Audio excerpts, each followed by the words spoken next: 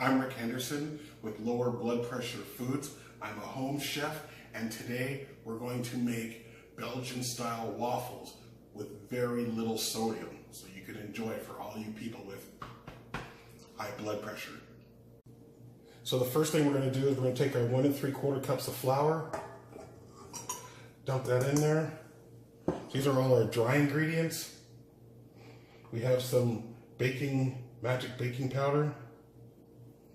And then I like to add just a little bit, not too much, that's less than a tablespoon of sugar, just to sweeten it. You know, that cake part. And then we're just going to give it a nice little lock this and a nice little mix. Not too fast because you'll end up having all the flour all over the place. So we unlock it, give it a little tap of dry ingredients. Now we're getting ready to roll. Just move that to the side. Relock our thing, put it down. I have 1 3/4 cups of milk, so we're going to mix all our wet ingredients. Vanilla. I don't know about you, but I'm a huge vanilla fan. So I'm just going to put what I feel like will make it good. So that's about a teaspoon or so. Then we have our butter. Part of it's not melted because I'm going to use it for later to grease the pan.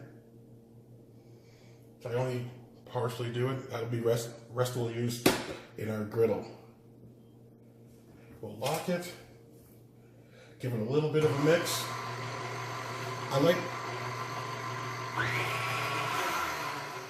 I like to mix the milk and the oils together before I put my eggs in.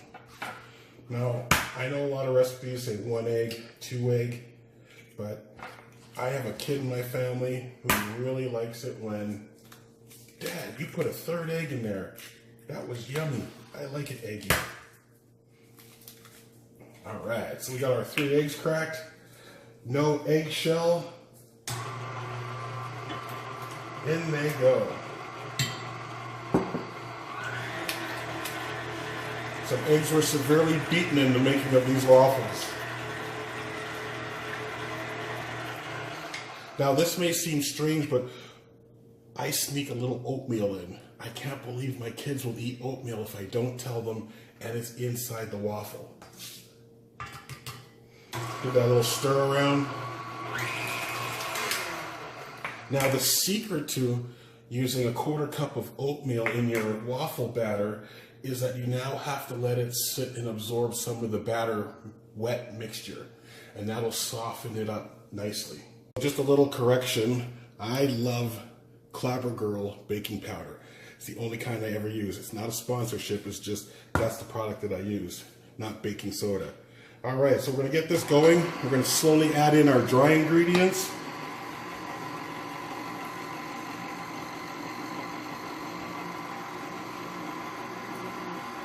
And we're making a beautiful batter. While that's mixing in, you can start to hear it, you can start to see it. You can speed it up a little bit.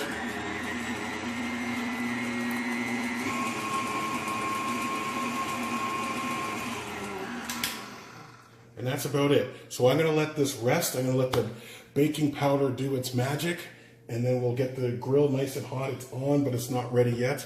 We'll butter it, and then we'll start making the waffles. All right, so we have the green light on, so that's a go. Ooh, nice and hot. We're gonna, for those of you who are artists, get your paintbrush out.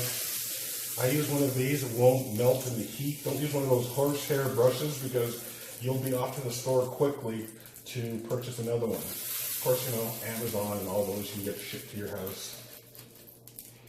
Buy a couple other things while you're looking around the websites. All right, so we got this all buttered up nice. So you use about 1 1/3 cups of waffle batter. I like to start in the back corner. I'll turn this way so you guys can see me pour it in. Nothing's worse than pouring in the batter, getting a nice waffle, and the corners aren't complete.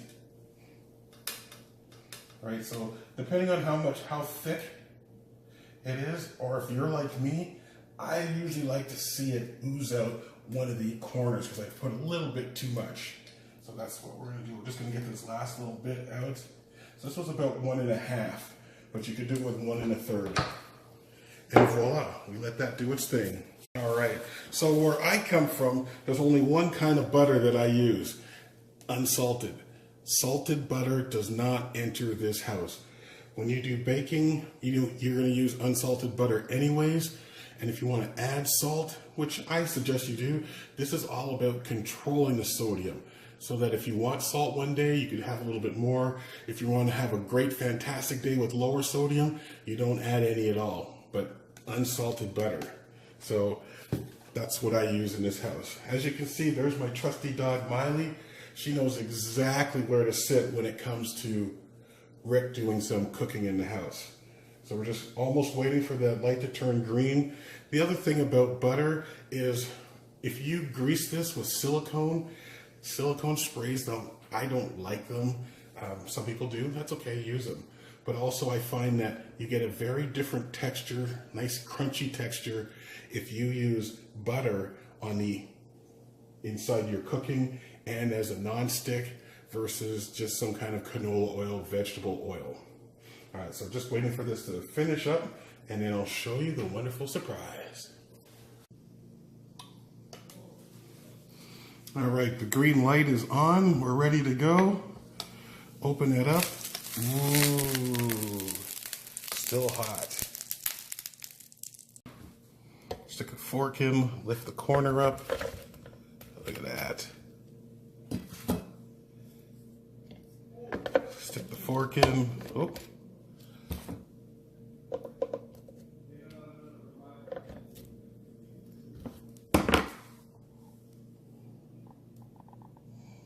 You can hear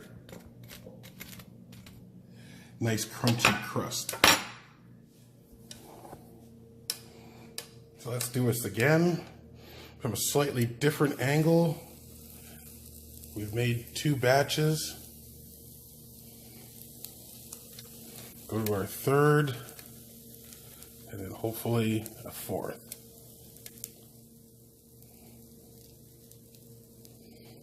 All right.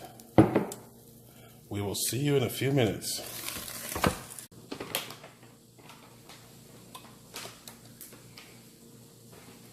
So we have the green light on. Let's see what we got. Ooh la la. Some beautiful waffles. So we'll just use our fork to lift the corner up. And if we did it right, they will all come out at once.